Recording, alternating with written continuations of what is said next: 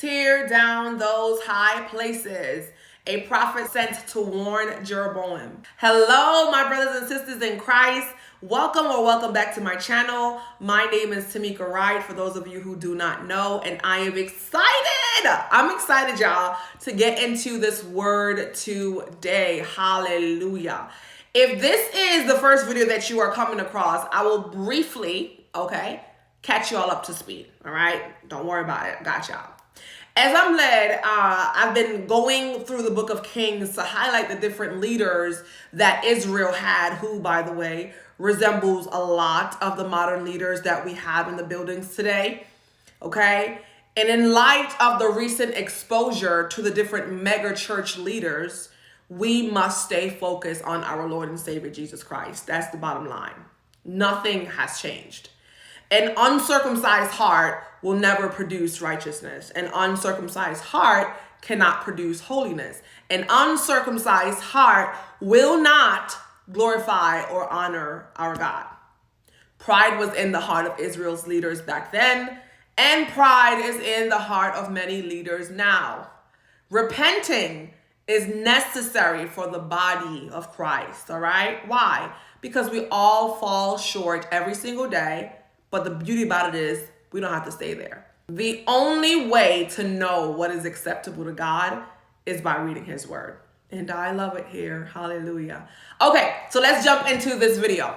Last time we discussed how Jeroboam led Israel into idolatry with the golden calves in Dan and Bethel, as well as choosing vile priests to offer sacrifices to a lowercase g God, by the way, because it could never be the Alpha and the Omega. Could not. Okay? Nope. He rejects all offerings of strange fire. So in 1 Kings 13, a prophet was sent to warn Jeroboam.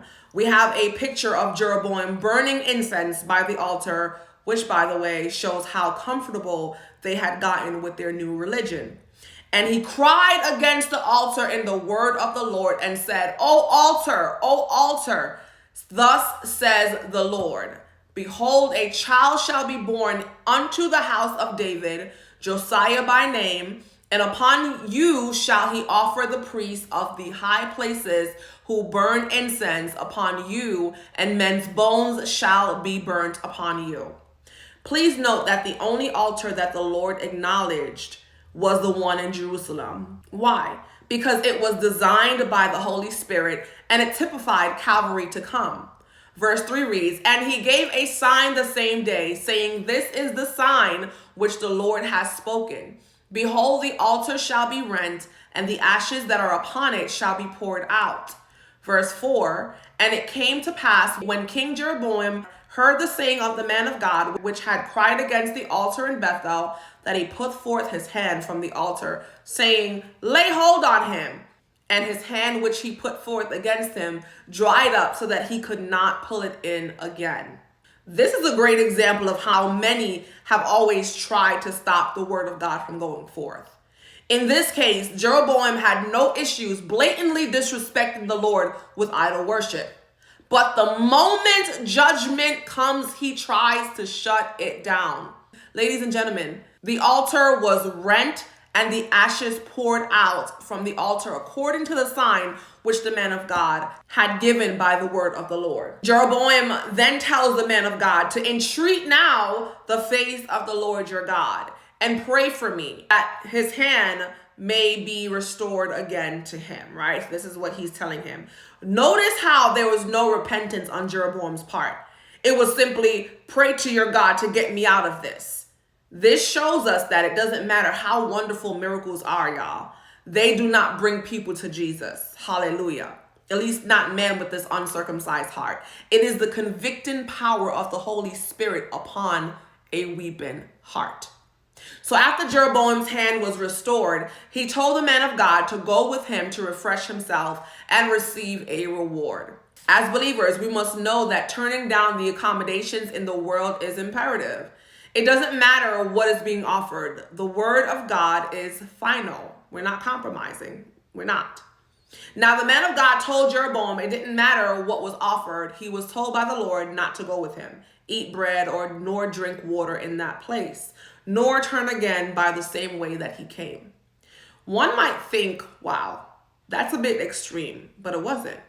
This was a practical and forcible disclaimer of all fellowship, a virtual excommunication, and a public repudiation of the calf worshipers. Y'all, they were worshiping calves, all right? We're not doing that. This is what God demanded. Now, this hasn't changed. In the New Testament, God demands that we stay clear of false teachers. Why? Because they have the power to subdue whole households. Yeah. So the prophet delivered the message to Jeroboam, prayed for his hand to be restored, and turned down his offer for food and a reward. But in the next couple of verses, y'all, just the next couple of verses, we will witness how his disobedience caused him to lose his life. The Bible says an old prophet in Bethel, one must think, why didn't God use this prophet to speak to Jeroboam instead? But then we look back at what was happening. No doubt was this old prophet sacrificing to the golden calf in Bethel, right? He was a part of it. The word old, as used in this verse, signifies that this man had once known the Lord, but now had compromised his ministry and his message. Ouch. This old prophet hears word from his sons about all that took place with the man of God in Bethel and all that was spoken to the king, and tells his sons to prepare the ass and tell him which way the man of God went. He goes and finds the man sitting under an oak tree and says to him, I am a prophet also, and you are, and an angel spoke to me by the word of the Lord, saying, bring him back with you to your house, that he may eat bread and drink water. But y'all, the Bible says that he lied to him. Please know that when the enemy can't get you one way, hallelujah, he will try another and another and another. This was a test, and sadly, the man of God failed. It cost him his life. He went against the word of God that the Lord personally spoke to him, and followed the old prophet. He went into his home, ate and drank, and what happened next is mind-blowing. The Lord used this old prophet, y'all, and said to the man of God, thus says the Lord, for as much as you have not kept the commandment which the Lord your God commanded you, but came back and have eaten bread and drunk water in the place of the which the Lord did say to you, eat no bread and drink no water, your carcass shall not come unto the sepulchre of your fathers. So this old prophet that lied to this man of God is now being used to pronounce his doom.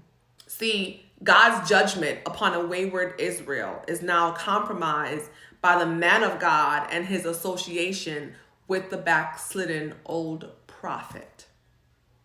Sadly, after he had eaten and drunk, the old prophet saddled the ass for him, and when he had gone out, a lion met him by the way and killed him.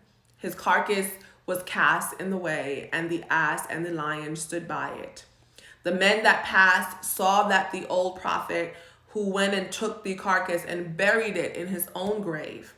He then tells his sons that when he dies, to bury him in the same place and lay his bones beside this man. Incredibly, he had no problem being with him in death, but he wouldn't dare stand with him in life. There are so many key takeaways from this chapter, okay? And I want y'all to read it for yourselves. I hope that we can learn something from this. Hallelujah. Because when we disobey the Lord, regardless of what that looks like, regardless of how minute it is, like the Lord's word is true. If he says don't do something, then don't do it. If he says do something, then we're supposed to do it. The Lord's word takes precedence over every single thing that we have going on in our lives. And that's just the bottom line. So until the next segment, y'all, I love y'all so much, and put the things of the Lord first. Hallelujah. God bless y'all. Shalom.